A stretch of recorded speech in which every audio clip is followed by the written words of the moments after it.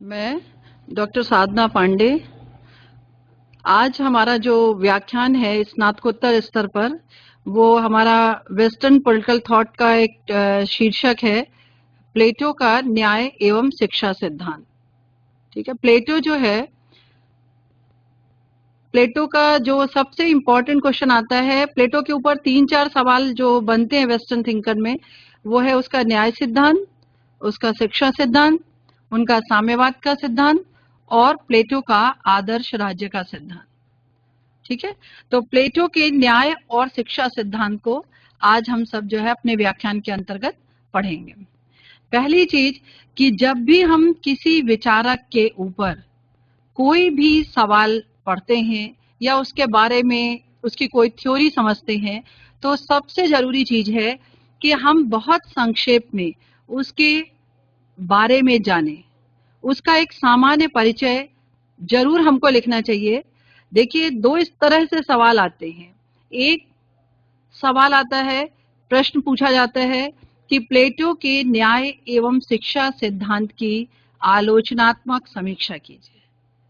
ठीक है, और दूसरा इस तरह से भी आता है कि हमें कोई एक टाइटल दे दिया जाए, जैसे हम बताएं कि अरस्तु को राजनीति शास्त्र का जनक कहा जाता है, इसकी विवेचना कीजिए।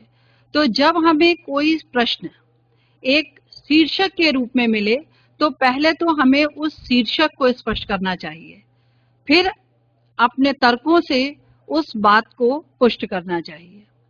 लेकिन अगर हमारे से कोई सिद्धांत के ऊपर प्रश्न आता है, थ्योरी पूछी जाती है किसी की, क्योंकि जो विचारकों का पेपर है, प्रश्न पत्र है, उसमें हमें थ्योरी पूछी जाएगी, जैसे प्लेटो का न्याय और शिक्षा सिद्धांत।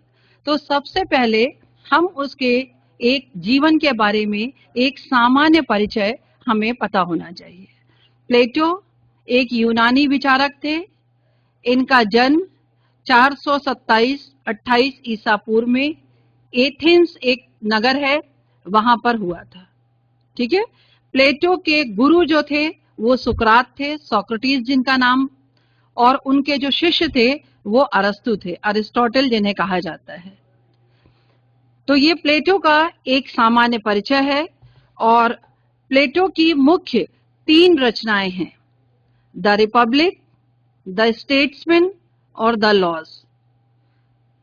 ये आप ध्यान रखिए कि चाहे हम प्लेटो को पढ़ें, चाहे हम अरिस्टोटल को पढ़ें, चाहे हम ग्रीन को पढ़ें, रूसो को पढ़ें, हमें उनकी 2-3 बातें कि मेन तो है उनकी रचनाएं जरूर याद रखनी चाहिए।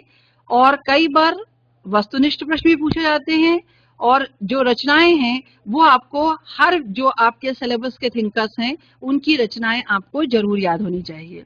तो प्लेटो की 3 मुख्य रचनाएं हैं, द रिपब्लिक, द स्टेट्समैन और द लॉज।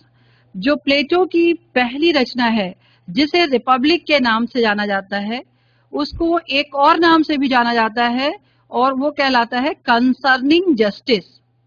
क्या? Concerning justice.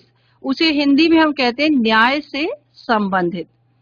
ठीक है, आप इस बात को बिल्कुल ध्यान में रखिए कि जब हम पुस्तकों के मतलब रचनाओं के नाम लिखते हैं, तो कभी भी हम उनका हिंदी अनुवाद नहीं करते।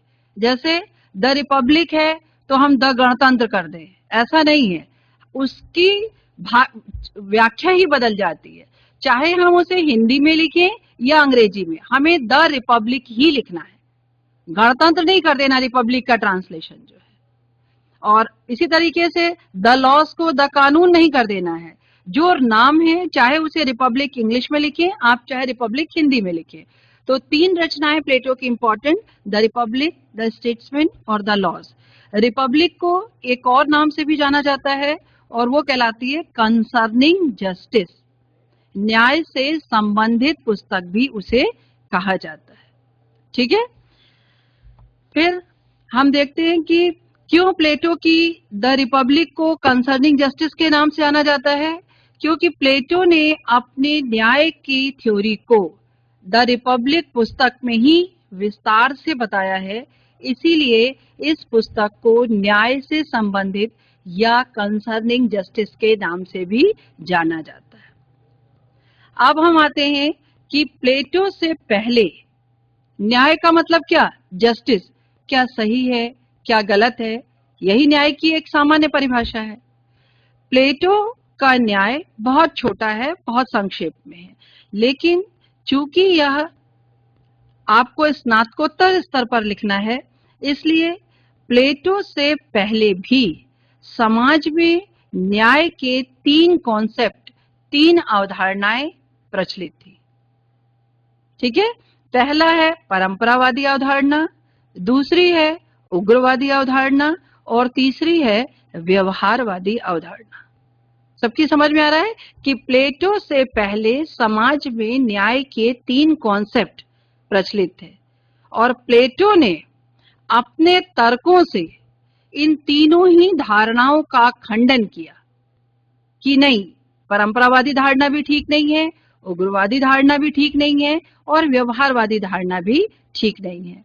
तो अब हमें ये पढ़ना है कि परंपरावादियों के अनुसार न्याय क्या था, प्लेटो ने कैसे अपने तर्कों से उसका खंडन किया।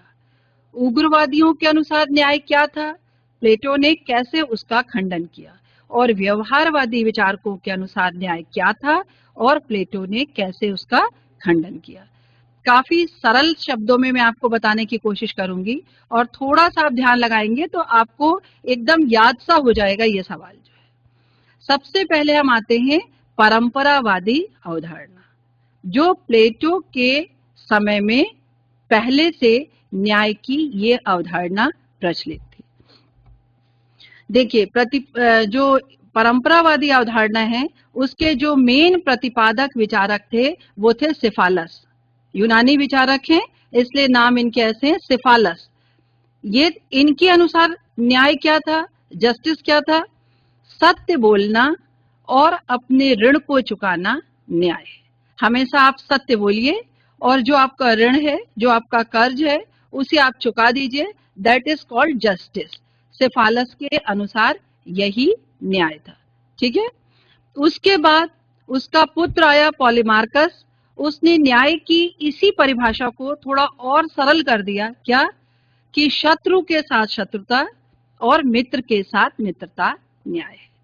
सबकी समझ में आ रहा है कि सिफालस की परिभाषा, सिफालस के अनुसार न्याय क्या था कि सत्य बोलना और अपने ऋण को चुकाना न्याय है। और उसके पुत्र ने और सरल किया कि शत्रु के साथ शत्रुता और मित्र के साथ मित्रता न्याय। सभी की समझ में आ गया होगा। प्लेटो ने कहा कि नहीं, न्याय की ये परंपरावादी अवधारणा सही नहीं है। जब हम किसी चीज को गलत सिद्ध करते हैं तो हमें तर्क देने पड़ते हैं कि किन तर्कों के आधार पर हम इस विचारधारा का खंडन करते हैं। तो प्लेटो ने न्याय की परंपरावादी अवधारणा के दोनों विचारक सिफालस और पॉलीमार्कस के तर्कों का खंडन किया। अब आप उसे समझिएगा, प्लेटो का खंडन क्या था? पहली चीज, जो सिफालस ने कहा कि सत्य बोलना और ऋण को चुकाना न्याय है, प्लेटो ने कहा ऐसा हर स्थिति में संभव नहीं होता है। कई बार ऐसी स्थितियां आती हैं कि हम सिफालस की परिभाषा के आधार पर न्याय नहीं कर पाते। मैं एक एग्जाम्पल से बताऊंगी तो आपको समझ आ जाएगा। दूसरी चीज, जो इस पे अपन बाद में आते हैं, देखिए, जो पहली चीज है कि अपने ऋण को चुकाना और सत्य बोलना न्याय है। हम आपको 2 सिचुएशन दिखा रहे हैं, ए और बी। ए सिचुएशन क्या है कि 2 लोगों के बीच में कोई हथियार का आदान प्रदान होता है कि एक व्यक्ति ने, ए ने बी को कोई शस्त्र उधार दिया। ठीक है, अब उसका काम खत्म हो गया ए का, अब उसे बी को शस्त्र उसका वापस करना है, उसका हथियार जो कुछ भी है उसे वापस करना है। अगर वो वापस नहीं करता तो इसका मतलब वो अपने ऋण को नहीं चुका रहा है। तो ये सिफालस के अनुसार न्याय नहीं है। आपने किसी से कर्ज लिया है तो कर्ज को चुकाइए। तो जब ए ने बी से शस्त्र उधार लिया था तो उसका काम हो गया। अब सिफालस की परिभाषा के अनुसार उसे वो शस्त्र वापस करना है। लेकिन जब वापस करने की स्थिति आई है तो बी की मानसिक स्थिति ठीक नहीं है। ऐसी स्थिति में अगर वह हथियार ए बी को वापस लौटाता है तो बी अपना नुकसान कर सकता है, अपने जीवन को भी खत्म कर सकता है। ऐसी स्थितियों में प्लेटो ने कहा कि क्या किया जाए, सत्य भी नहीं बोल सकते और ऋण भी नहीं चुका पा रहे हैं, तो कहने का मतलब सिफालस का जो तर्क है कि सत्य बोलना और ऋण को चुकाना ये हर स्थिति में संभव नहीं होता। ठीक है। दूसरा, जो उसके पुत्र पॉलीमार्कस ने कहा कि शत्रु के साथ शत्रुता और मित्र के साथ मित्रता न्याय है। प्लेटो ने कहा यह भी सही नहीं है। क्यों? क्योंकि कई बार शत्रु और मित्र की पहचान करना कठिन होता है। एग्जाम्पल के तौर पर कई बार व्यक्ति केवल दिखावे के तौर पर मित्र होता है, ऊपरी तौर पर मित्र होता है और यथार्थ में वह शत्रु होता है। उस समय उस व्यक्ति के साथ मित्रता की जाए या शत्रुता, ये पॉलीमार्कस की परिभाषा स्पष्ट नहीं कर पाती है। इन दो आधारों पर प्लेटो ने न्याय की परंपरावादी अवधारणा का खंडन किया। मेरे ख्याल से समझ आया होगा आपको कि पहले हमें परंपरावादी अवधारणा लिखनी है, फिर प्लेटो ने जिन तर्कों से उनका खंडन किया है वो तर्क से हमें उसका खंडन करना है। नेक्स्ट आते हैं हम दूसरी, जो प्लेटो के समय में न्याय का कॉन्सेप्ट अवधारणा प्रचलित थी वो थी उग्रवादी अवधारणा, और इसके जो प्रतिपादक विचारक थे वो थे थ्रेसीमेकस। ठीक है। इनका क्या कहना था कि शक्ति के बल पर किया गया कार्य न्याय है। एक समाज में जो शक्तिशाली वर्ग है, जिसके पास पावर है, वो अपनी शक्ति के बल पर जो कुछ भी करता है, सही गलत, वो थ्रेसीमेकस के अनुसार न्याय है। ऐसा प्लेटो से पहले प्रचलित था। ठीक है। जैसे देखिए, ये आपको एक छोटा सा चित्र दिखाया जा रहा है। ये कहाँ के राष्ट्रपति थे, कोई बताएगा? बताइए जरा, कहाँ के राष्ट्रपति का? अब तो इनकी डेथ हो गई। चलिए, इराक के राष्ट्रपति सद्दाम हुसैन की फोटो है। कहने का मतलब कि शक्ति आपके पास है तो आप जो कुछ भी करें, ये सत्य है। ये जो थ्रेसीमेकस का उस समय न्याय का कॉन्सेप्ट था वो प्लेटो के अनुसार सही नहीं था।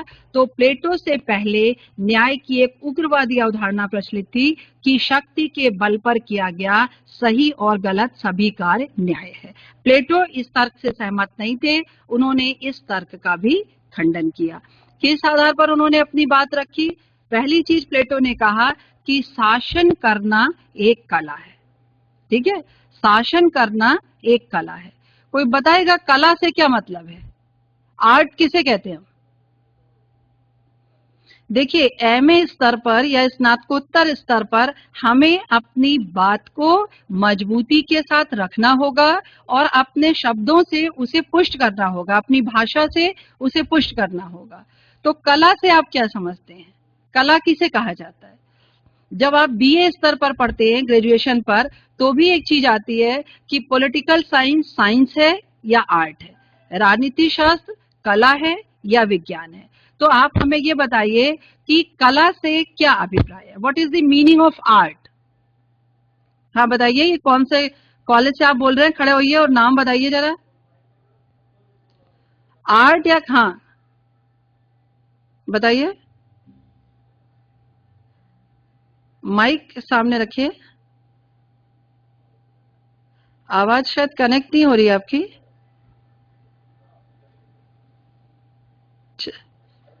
अच्छा, चलिए ठीक है, बैठिए, मैं बताती हूँ। आवाज शायद कनेक्ट नहीं हो रही है। कला हम किसे कहते हैं कि किसी भी चीज को अच्छी तरह से करना, उसमें और निखार लाना, वो कहलाती है कला। ठीक है ना? इसी तरह से शासन करना भी एक कला है। मतलब जन कल्याण आप करें, अच्छी तरह से शासन करें। जैसे आप देखिए कि शासन 3 तरह का होता है: राजतंत्री शासन, कुलीन तंत्री शासन और लोकतंत्री शासन। राजतंत्री शासन में भी एक व्यक्ति का शासन होता है। कुलीन तंत्र में समाज के थोड़े से एलिट क्लास संभ्रांत लोगों का शासन होता है। और लोकतंत्र में जनता या जनता के चुने हुए प्रतिनिधियों का शासन होता।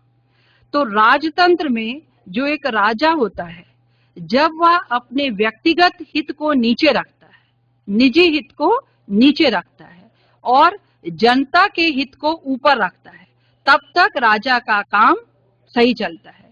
लेकिन जिस दिन राजा अपने निजी हित को राजहित के ऊपर रख लेता है, पब्लिक वेलफेयर के ऊपर रखता है, उस दिन वो राजतंत्र बदलकर निरंकुश तंत्र में परिवर्तित हो जाता है, डिक्टेटरशिप में हो जाता है और फिर जनता उसे समाप्त करने में, उसे बदलने में लग जाती है।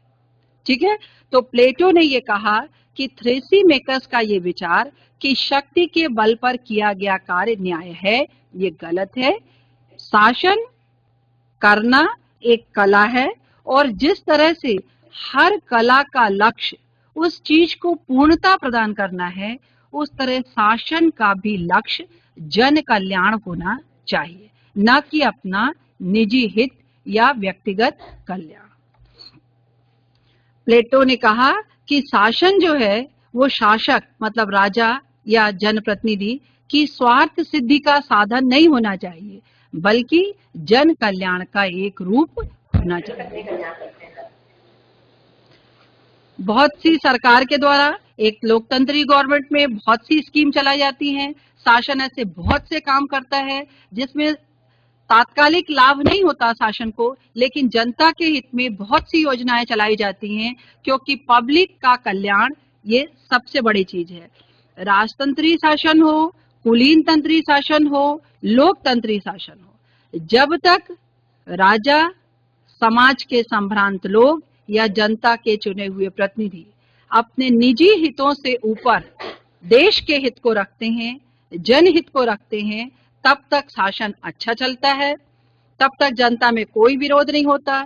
जिस दिन राजतंत्री शासन, कुलीन तंत्री शासन या जनतंत्री शासन अपने व्यक्तिगत हितों को जनहित के ऊपर रखने लगते हैं, उसी दिन से समस्याएं चालू हो जाती हैं। तो प्लेटो ने इस चीज का खंडन किया कि शासन शासक की स्वार्थ सिद्धि का साधन नहीं है, बल्कि शासन करना एक कला है और हर कला का लक्ष्य उसको पूर्णता प्रदान करना होता है। ठीक है, नेक्स्ट आती है तीसरी विचारधारा जो प्लेटो से पहले प्रचलित थी, और वो है व्यवहारवादी अवधारणा या कॉन्सेप्ट। इसका जो प्रतिपादक विचारक है वो है ग्लाउकन। क्या नाम है उसका? ग्लाउकन। ठीक है, ग्लाउकन के अनुसार क्या था कि न्याय भय का शिशु है। न्याय भय का शिशु है, मतलब एक शक्तिशाली व्यक्ति से डरकर एक कमजोर व्यक्ति जो काम करता है वो जस्टिस है, वो न्याय है, ऐसा ग्लाउकन का तर्क था। प्लेटो ने इसका भी खंडन किया। प्लेटो ने कहा न तो शक्ति के बल पर किया गया कार्य न्याय है कि हमारे पास पावर है, हमने जो कुछ भी किया सही गलत वो न्याय है, नहीं, ये भी गलत है। और न डर कर किया गया कार्य न्याय है। अगर हमने किसी से डर के कोई काम किया तो वो भी न्यायपूर्ण नहीं है, और अगर हमने अपने शक्ति को यूज करते हुए ही कोई कार्य किया वो भी न्याय नहीं है, ऐसा प्लेटो ने खंडन किया। प्लेटो के अनुसार न्याय व्यक्ति के अंतरात्मा की आवाज है, उसका अंतर मन, उसकी कॉन्शियस जिस चीज को अलाउ करे वो न्याय है। ये बात सभी जानते हैं कि कोई व्यक्ति कितना भी अपराधी किस्म का क्यों ना हो, जब भी वो अपनी अंतरात्मा से पूछेगा, अपने अंतर्मन से पूछेगा कि क्या ये सही है क्या गलत, तो सबकी अंतरात्मा उसको सही करने के लिए कहती है। हम ऊपर से बहुत बहादुर बने रहते हैं कि नहीं जो हमने किया वो सही है, लेकिन अंदर से व्यक्ति का अंतर्मन कभी उसे गलत करने के लिए नहीं कहता है। तो जो अंतरात्मा की आवाज पर काम किया गया है दैट इज कॉल्ड जस्टिस, ये प्लेटो के अनुसार। वेयर डू आई गो, हम कहाँ जाएं, हम क्या करें, हमने क्या सही है क्या गलत, जब हम अकेले में बैठकर उस बात पर विचार करते हैं तो निश्चित तौर पर हर व्यक्ति की आत्मचेतना उसे सही करने के लिए कहती है, और वो बाहर बना रहता है बहादुर, अंदर से उसका अंतर्मन कभी भी गलत के लिए उसे नहीं कहता है। तो प्लेटो से पहले न्याय की 3 अवधारणाएं प्रचलित थी। कौन कौन सी बताइए जरा, किसी कॉलेज के बच्चे, ये जो होशंगाबाद कॉलेज। मैम परंपरावादी, हाँ ठीक है, उग्रवादी, व्यवहारवादी। ठीक है। आप बताइए परंपरावादी के प्रमुख प्रतिपादक विचारक कौन से थे? सिफालस और पॉलीमार्कर। Very good. दूसरे उग्रवादी के? उसके थे थ्रेसी मैकर। गुड। और व्यवहारवादी के? ग्लाउकन। Very good. तो ठीक है, बैठ जाओ बेटा। ये 3 विचारधाराएं प्लेटो से पहले प्रचलित थी और प्लेटो ने अपने तर्कों से न्याय की इन तीनों विचारधाराओं का खंडन किया और देन प्लेटो ने अपना न्याय का सिद्धांत प्रस्तुत किया। प्लेटो का न्याय बहुत शॉर्ट में है और वो हम आपको बताते हैं कि मनुष्य की आत्मा में 3 गुण होते हैं। ठीक है, हर मनुष्य की आत्मा में 3 क्वालिटीज हैं, 3 गुण हैं और उसी तरह से उसी के समानांतर, उसी के पैरेलल समाज में 3 वर्ग होते हैं, 3 क्लास होते हैं। कौन कौन से गुण हैं? बुद्धि, साहस और संयम। प्लेटो के अनुसार बुद्धि का प्रतिनिधित्व शासक वर्ग करता है, साहस का प्रतिनिधित्व सैनिक वर्ग करता है और संयम का प्रतिनिधित्व उत्पादक वर्ग करता है। मतलब प्लेटो ने यह बताया कि समाज के हर वर्ग में एक विशेष गुण की प्रधानता होती है। शासक वर्ग में बुद्धि की प्रधानता है, सैनिक वर्ग में साहस ज्यादा रहता है और उत्पादक वर्ग में संयम ज्यादा रहता है। ठीक है, और प्लेटो के अनुसार अगर हर वर्ग अपने अपने गुण से संबंधित कार्य को करे, जिस गुण की उसमें प्रधानता है उससे संबंधित कार्य करे और किसी दूसरे वर्ग के कार्य में कोई हस्तक्षेप न करे, यही प्लेटो का न्याय। बस इतना ही प्लेटो का न्याय सिद्धांत है। शासक वर्ग बुद्धि से संबंधित कार्य करे, सैनिक वर्ग बल से संबंधित कार्य करे और उत्पादक वर्ग संयम से संबंधित कार्य करे और दूसरे के काम में कोई हस्तक्षेप न करे, ये प्लेटो का न्याय है।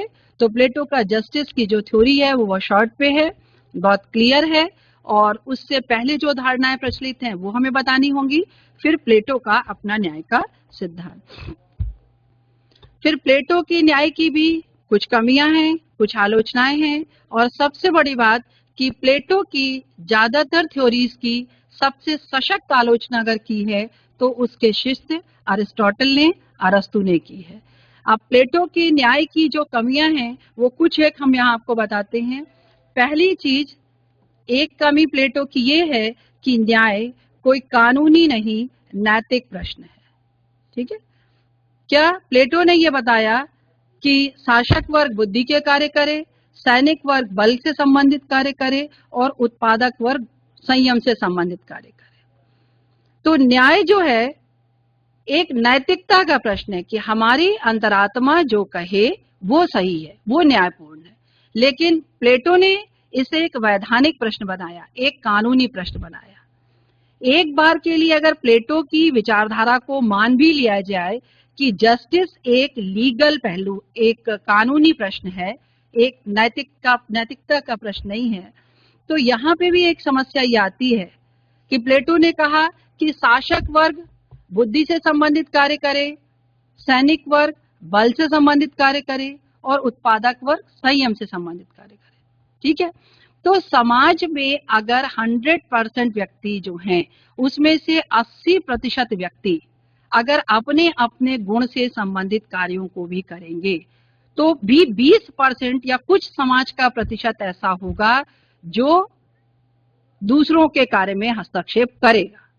ऐसे लोगों के लिए प्लेटो की वैधानिक क्या व्यवस्था होगी ये प्लेटो नहीं बता पाए हैं। तो ये प्लेटो की अपनी एक कमी है। पहली चीज तो कि न्याय एक नैतिकता का प्रश्न है, कानून का नहीं। क्या सही है, क्या गलत है, ये एक नैतिक प्रश्न ज्यादा है एक लीगल क्वेश्चन से। अगर वो लीगल है भी तो आगे लीगली जो व्यवस्था होनी चाहिए कि जो सही करेंगे वो तो ठीक है, लेकिन जो एक दूसरे के काम में हस्तक्षेप करेंगे उनकी क्या व्यवस्था होगी ये प्लेटो नहीं बता पाए हैं। तो एक आलोचना या एक कमी प्लेटो की ये बताई जाती है। नेक्स्ट, शासक निरंकुश हो जाएगा।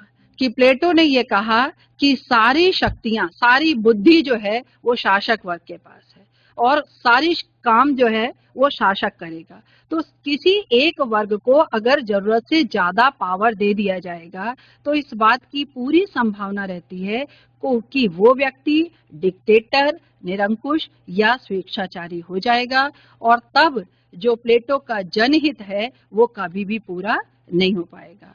तो इसमें बुद्धि से संबंधित सारे कार्य करने का काम शासक वर्ग को दिया है। तो इस बात की बहुत संभावना है कि जो शासक है वो डिक्टेटर या निरंकुश हो जाए और अपने निजी हित को जनहित से ऊपर रखने लगेगा। ये प्लेटो की दूसरी कमी या दूसरी आलोचना है। नेक्स्ट हम आते हैं कि समाज का सर्वांगीण विकास संभव नहीं है। प्लेटो ने क्या कहा कि बुद्धि का प्रतिनिधित्व शासक वर्ग, बल का प्रतिनिधित्व सैनिक वर्ग और संयम का प्रतिनिधित्व उत्पादक वर्ग। तो आलोचना ये की जाती है कि हर एक व्यक्ति को अपने अपने गुणों का विकास करने का अवसर मिलना चाहिए और प्लेटो के अनुसार शासक वर्ग में हमेशा बुद्धि की प्रधानता रहेगी, जो उत्पादक वर्ग में उसमें संयम ही संयम रहेगा और जो सैनिक वर्ग है उसमें बल रहेगा। तो उसमें बल के गुणों का विकास होगा, उसमें बुद्धि के गुणों का ही विकास होगा और उसमें संयम के ही गुणों का विकास होता रहेगा। तो समाज का जो सर्वांगीण विकास है कि हर एक तबके का विकास हो, ये धारणा प्लेटो के न्याय में कहीं ना कहीं इसकी कमी रह जाती है। एक आलोचना प्लेटो की यह भी की जाती है कि उसने गुणों के निर्धारण का आधार सही नहीं चुना है, जिसको बड़ी आसानी से समझा जा सकता है कि प्लेटो के ने ये बता दिया कि शासक वर्ग में जीवन पर्यंत बुद्धि रहेगी, सैनिक वर्ग में जीवन पर्यंत बल रहेगा और उत्पादक वर्ग में जीवन पर्यंत संयम। आलोचना या कमी ये है कि एक ही व्यक्ति में आयु के अलग अलग भागों में अलग अलग गुण होते। सभी इस बात को समझते हैं कि जब बच्चा बड़ा होता है तो उसमें निश्चित तौर पर बुद्धि, मैच्योरिटी आती है। जब वो युवा होता है तो उसमें बल ज्यादा होता है। जब वो प्रौढ़ावस्था की तरफ आता है उसमें पेशेंस, उसमें संयम आ जाता है। एक ही व्यक्ति में आयु के अलग अलग भागों में अलग अलग गुण होते हैं। एक व्यक्ति में जीवन पर्यंत, बचपन से लेकर वृद्धावस्था तक बल ही बल भरा रहे, ऐसा संभव नहीं है। जबकि प्लेटो के अनुसार शासक वर्ग में जीवन पर्यंत बुद्धि ज्यादा रहेगी, सैनिक वर्ग में जीवन पर्यंत बल ज्यादा रहेगा और उत्पादक वर्ग में जीवन पर्यंत संयम ज्यादा रहेगा।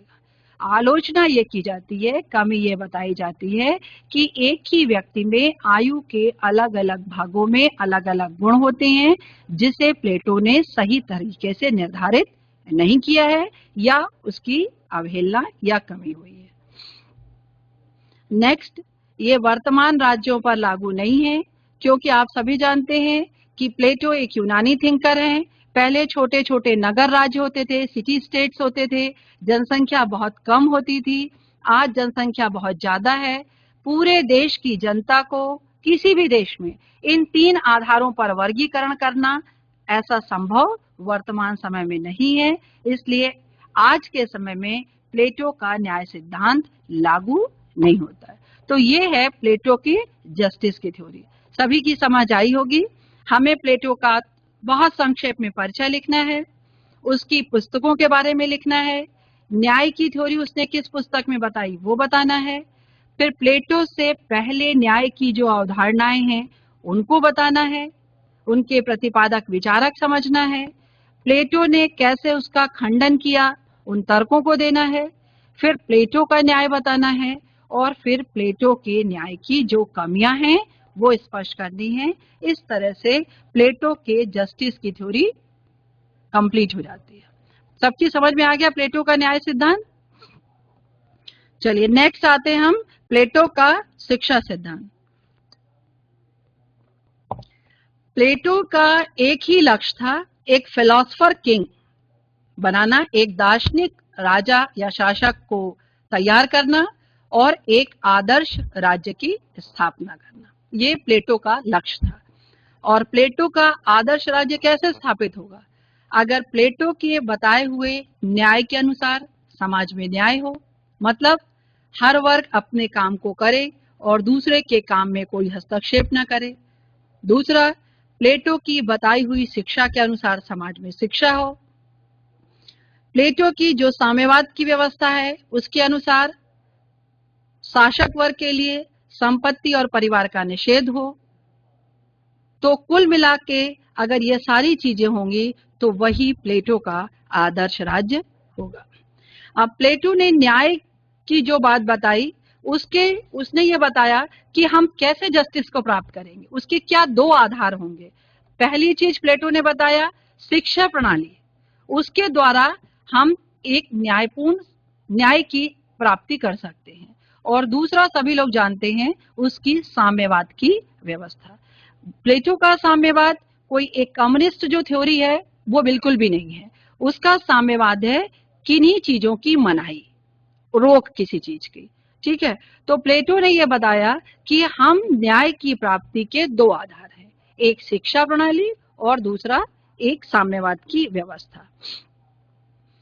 शिक्षा के द्वारा प्लेटो ने यह बताया कि एक फिलोसफर किंग तैयार हो सकता है और उस शासक वर्ग को, प्लेटो की यह मान्यता है कि एक शासक को दो चीजें अपने मार्ग से हटाती हैं या उसका रास्ता अवरुद्ध करती हैं, वो है संपत्ति और दूसरा है परिवार।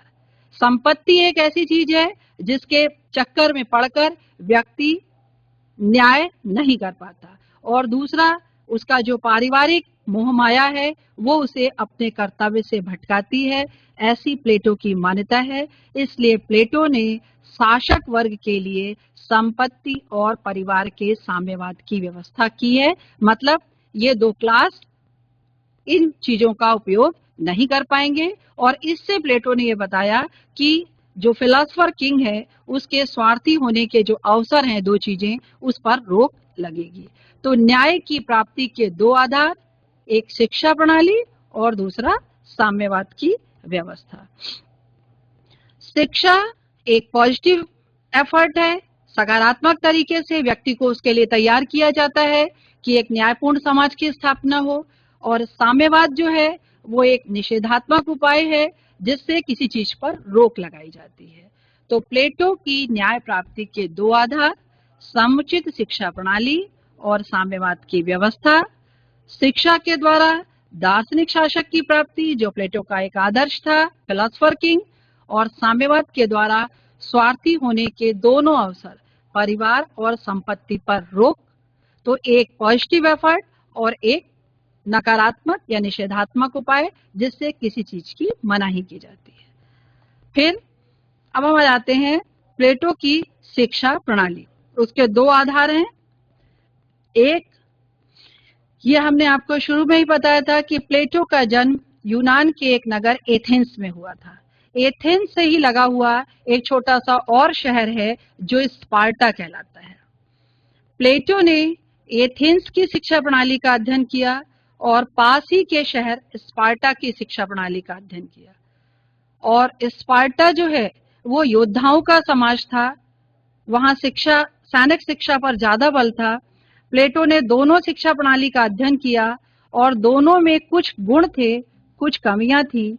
फिर प्लेटो ने दोनों के गुणों को अडॉप्ट किया और कमियों को छोड़ा और फिर अपनी शिक्षा की प्रणाली दी। तो प्लेटो, कई बार आता है कि कहाँ की शिक्षा प्रणाली का अध्ययन करके प्लेटो ने अपनी शिक्षा प्रणाली दी, तो एथेंस और स्पार्टा। आप देखिए एथेंस में क्या था कि शिक्षा देना परिवार का कार्य माना जाता था, कि हर परिवार अपने स्तर पर शिक्षा देने का कार्य करता था। और स्पार्टा में बिल्कुल उल्टा था, शिक्षा देना राज्य की जिम्मेदारी थी। ठीक है, अब इससे दोनों में गुण क्या था? एथेंस में जब परिवार के आधार पर शिक्षा प्रणाली होगी तो निश्चित तौर पर बच्चे में नैतिक संस्कार ज्यादा होंगे, नैतिक मूल्य ज्यादा होंगे, नैतिक गुणों का विकास होता था। और इधर क्या गुण था कि राजकीय नियंत्रण में शिक्षा में एक रूपता थी, कि उधर जब परिवार के आधार पर शिक्षा होगी तो हर परिवार अपने अपने हिसाब से शिक्षा देगा, तो एक रूपता नहीं होगी। लेकिन स्पार्टा में चूंकि राज्य का नियंत्रण था, तो शिक्षा में एक रूपता थी। लेकिन एथेंस की शिक्षा प्रणाली में जो कमी थी कि राजकीय नियंत्रण की कमी थी, और स्पार्टा की शिक्षा प्रणाली में यह दोष था कि नैतिक गुण उतने विकसित नहीं थे जितने एथेंस की शिक्षा प्रणाली में थे। तो एथेंस में कुछ गुण थे, कुछ कमियां थी। स्पार्टा की शिक्षा प्रणाली में कुछ गुण थे और कुछ कमियां थी। प्लेटो ने क्या किया, एथेंस की क्वालिटी ली नैतिक शिक्षा, और स्पार्टा की क्वालिटी ली राज्य नियंत्रित शिक्षा प्रणाली, और दोनों को मिलाकर प्लेटो ने अपनी शिक्षा प्रणाली दी। एथेंस की नैतिक शिक्षा और स्पार्टा की राज्य नियंत्रित शिक्षा प्रणाली को मिलाकर प्लेटो ने अपनी शिक्षा की प्रणाली दी या शिक्षा की योजना बनाई। अब प्लेटो की शिक्षा प्रणाली के दो चरण हैं। पहला उसका कहलाता है प्रारंभिक शिक्षा और दूसरा है उसका उच्च शिक्षा। ठीक है, प्रारंभिक शिक्षा में क्या आता है और आगे चल के उच्च शिक्षा के भी उसके दो पार्ट हैं, एक प्रारंभिक उच्च शिक्षा और दूसरी अंतिम उच्च शिक्षा। चलिए सबसे पहले प्रारंभिक शिक्षा प्लेटो की, उसके 3 चरण हैं। जन्म से 6 वर्ष, 6 से 18 वर्ष और 18 से 20 वर्ष। जन्म से 6 वर्ष बच्चे को परिवार के नियंत्रण में रखा जाता था, उसे सामान्य उठना बैठना सिखाया जाता था, एक जनरल जो संस्कार हैं वो सिखाए जाते थे। फिर 6 से 18 वर्ष बच्चे को 2 चीजों पर ज्यादा फोकस किया जाता था प्लेटो की शिक्षा पद्धति के अनुसार, संगीत और दूसरा व्यायाम। संगीत का मतलब केवल म्यूजिक से नहीं है, संगीत प्लेटो के अनुसार मानसिक शिक्षा और व्यायाम शारीरिक शिक्षा की प्रतीक थी। फिर 18 से 20 2 वर्ष प्लेटो के अनुसार जो बच्चे थे उन्हें सैनिक शिक्षा दी जाती थी। तो ये प्लेटो की प्रारंभिक शिक्षा, अगर आप इसे पढ़ें तो बिल्कुल सिस्टमेटिक है, हमें ज्यादा प्लेटो में कहानी लिखने की या उसको डिटेल करने की जरूरत नहीं। हम सिस्टमेटिक लिखेंगे तो हमें अंक भी अच्छे मिलते हैं और हमें लिखने में भी आसानी होती है। प्रारंभिक शिक्षा के 3 चरण, जन्म से 6, 6 से 18, 18 से 20। ठीक है, इसके बाद 20 वर्ष के बाद प्लेटो के अनुसार एक परीक्षा होती थी। उस परीक्षा में जो उत्तीर्ण होते थे वो लोग उच्च शिक्षा ग्रहण करते थे, और जो अनुत्तीर्ण हो जाते थे वो उत्पादक वर्ग, जो प्लेटो का लास्ट क्लास था, वो उत्पादक वर्ग में चले जाते थे। ठीक है, 20 वर्ष के बाद होने वाली प्रारंभिक परीक्षा में अनुत्तीर्ण होने वाले लोग उत्पादक वर्ग में चले जाएंगे, और जो उत्तीर्ण होंगे वो उच्च शिक्षा ग्रहण करेंगे। नेक्स्ट हम आ जाते हैं उच्च शिक्षा। उच्च शिक्षा के भी 2 चरण, एक प्रारंभिक उच्च शिक्षा, इसका जो टाइम है वो था 20 से 30। जिन्होंने 20 वर्ष की परीक्षा उत्तीर्ण की है वो प्रारंभिक उच्च शिक्षा ग्रहण करेंगे, और वह चलेगी 10 वर्ष तक, 20 से 30। इसके 5 सब्जेक्ट थे, गणित, ज्यामिति, ज्योतिष, दर्शन और संगीत। ठीक है, और इसके बाद फिर 30 वर्ष तक इन 5 विषयों की शिक्षा दी जाएगी प्लेटो के अनुसार। फिर एक परीक्षा होगी, जो उत्तीर्ण करेंगे वो अंतिम उच्च शिक्षा लेंगे, और जो अनुत्तीर्ण हो जाएंगे वो सैनिक वर्ग में चले जाएंगे। ठीक है, अब प्लेटो के 2 वर्ग डिफाइन हो गए, 20 के बाद अनुत्तीर्ण होने वाले उत्पादक वर्ग और 30 के बाद अनुत्तीर्ण होने वाले सैनिक वर्ग। अब एक ही क्लास बचा उसका शासक वर्ग। फिर उसकी आती है अंतिम उच्च शिक्षा, जो चलेगी 30 से 50 वर्ष तक। ठीक है, इसमें 30 से 35 उसे फिलॉसफी या दर्शन की शिक्षा दी जाएगी, और 35 से 50 वर्ष उसके व्यवहारिक अनुभव के लिए। व्यवहारिक अनुभव मतलब उस व्यक्ति को राज्य के विभिन्न पदों पर विभिन्न उत्तरदायित्वों को वहन करते हुए प्रैक्टिकल ट्रेनिंग, व्यवहारिक प्रशिक्षण दिया जाएगा। तो इस तरह से प्लेटो की शिक्षा पद्धति जन्म से थ्योरेटिकल 35 वर्ष तक और 35 से 50 15 वर्ष उसके व्यवहारिक अनुभव के लिए रखे गए। समझ आ गई सबको प्लेटो की शिक्षा पद्धति? बताइए प्लेटो की शिक्षा पद्धति के कितने चरण हैं? प्लेटो की, अच्छा चलिए यही बताइए, प्लेटो की शिक्षा पद्धति में पहली परीक्षा कितने समय के बाद होती है? खरगोन कॉलेज? झावा से। हेलो। हाँ झावा कॉलेज से बताइए। 20 वर्ष बाद। और जो हेलो। वो, एक मिनट, प्रारंभिक शिक्षा में जो मुख्य विषय है वो कौन से हैं? प्रारंभिक शिक्षा हाँ? 0 से 6 वर्ष तक। 6 और 6 से 18 और 18 से 20 मेन 18, क्या कहते हैं, 6 से 18 में उन्हें किन विषयों की शिक्षा दी जाती है?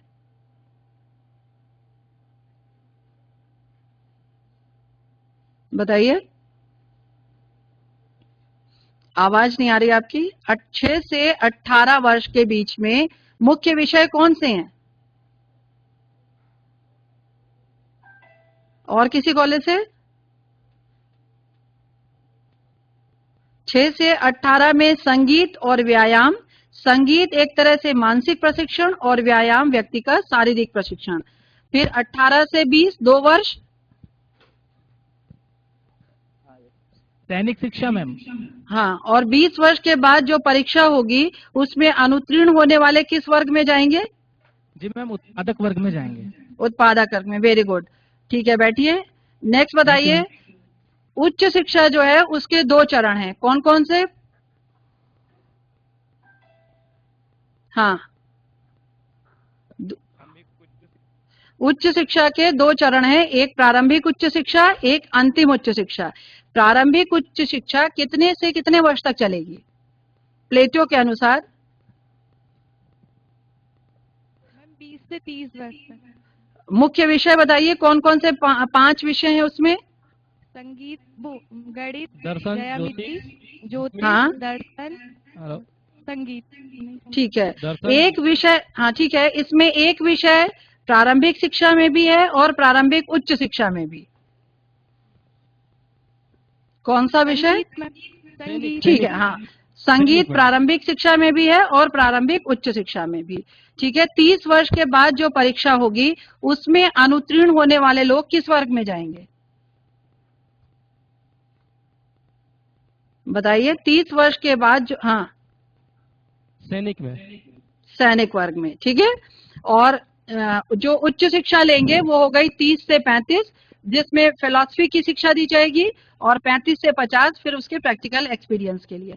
तो इस तरह से हम देखें कि प्लेटो की शिक्षा चलती है, प्रैक्टिकल टोटल शिक्षा जो अवधि है वो है 50 ईयर। सभी की समझ में आ गया होगा। चलिए अब हम कुछ आलोचनाएं, इसकी कुछ कमियां समझ लेते हैं। पहली चीज कि प्लेटो ने सभी वर्गों के लिए शिक्षा की व्यवस्था नहीं की है। क्यों? क्योंकि आपने देखा कि 20 वर्ष के बाद जो अनुत्तीर्ण हो गए उनके आगे की शिक्षा की कोई व्यवस्था नहीं है, वो आगे उच्च शिक्षा नहीं ग्रहण कर पाएंगे। तो ये प्लेटो की एक कमी है कि उसने किसी के लिए तो इतनी लंबी शिक्षा प्रणाली रखी और बाकी वर्गों को उच्च शिक्षा से या दूसरी शिक्षाओं से उसने वंचित कर दिया है। तो समाज के हर वर्ग के लिए शिक्षा की व्यवस्था प्लेटो में नहीं हो पाई है। नेक्स्ट उसकी, हाँ बताइए। मैम, हमको क्लास में पढ़ाया गया था कि प्लेटो ने उत्पादक वर्ग को शिक्षा से वंचित रखा है, और आपने बताया कि 20 वर्ष बाद अनुत्तीर्ण हो गए तो बाहर जाएंगे। तो देखिए, हाँ मैं बता रही हूँ। चलिए, क्या है कि जो प्रारंभिक शिक्षा है वो है जन्म से पहली जो शिक्षा है वो 20 वर्ष तक, ठीक है ना। तो 20 वर्ष में आप देखिए, तो जन्म से 6 एक सामान्य संस्कार, 6 से 18 फिजिकल और मेंटल ट्रेनिंग, और 18 से 20 2 वर्ष सैनिक शिक्षा। तो मेन जो शिक्षा उसकी चालू होती है वो है 20 से 30 में जो है, और 20 वर्ष की परीक्षा में जो अनुत्तीर्ण हो गए उनके लिए आगे की शिक्षा की कोई व्यवस्था नहीं है।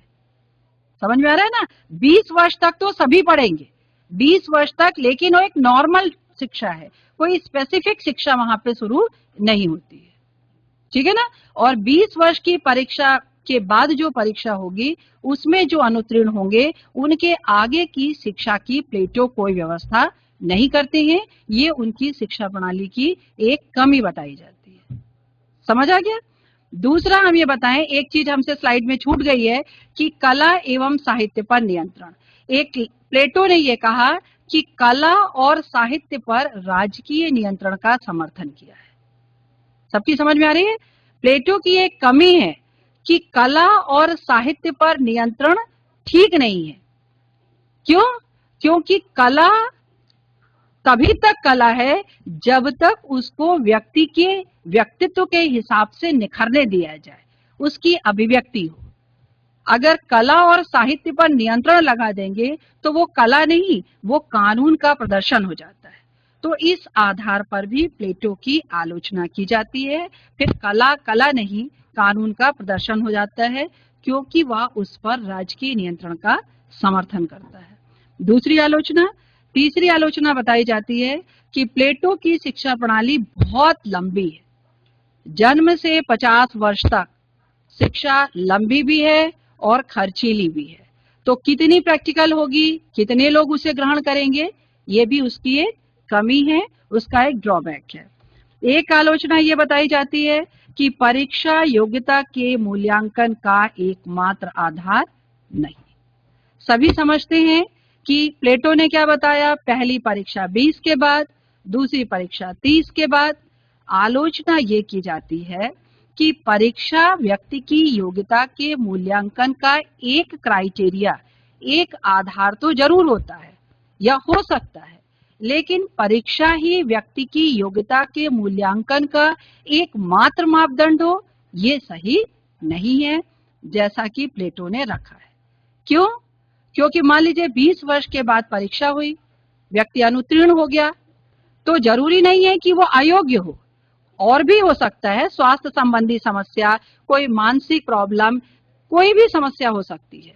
लेकिन अगर वो अनुत्तीर्ण हो गया तो फिर उसके आगे उसे अपनी योग्यता को प्रदर्शित करने का कोई दूसरा अवसर प्लेटो नहीं देते हैं।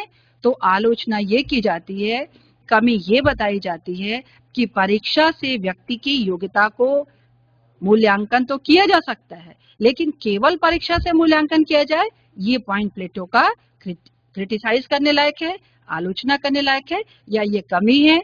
तो ये है प्लेटो का न्याय और शिक्षा सिद्धांत।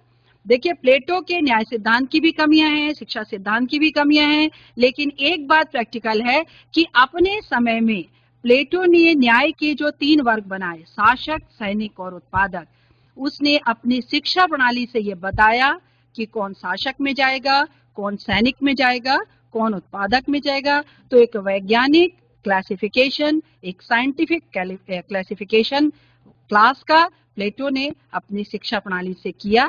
ये प्लेटो की एक कामयाबी है, या प्लेटो की इसके लिए प्रशंसा की जाती है। और कोई प्रश्न अगर आपको प्लेटो के न्याय और शिक्षा पर है तो आप शीघ्र पूछ लें, क्योंकि यहाँ पर मेरा व्याख्यान जो है हो गया है न्याय पर और शिक्षा पर। किसी कॉलेज से किसी विद्यार्थी को अगर इस विषय पर कोई प्रश्न हो तो वो पूछ सकता है।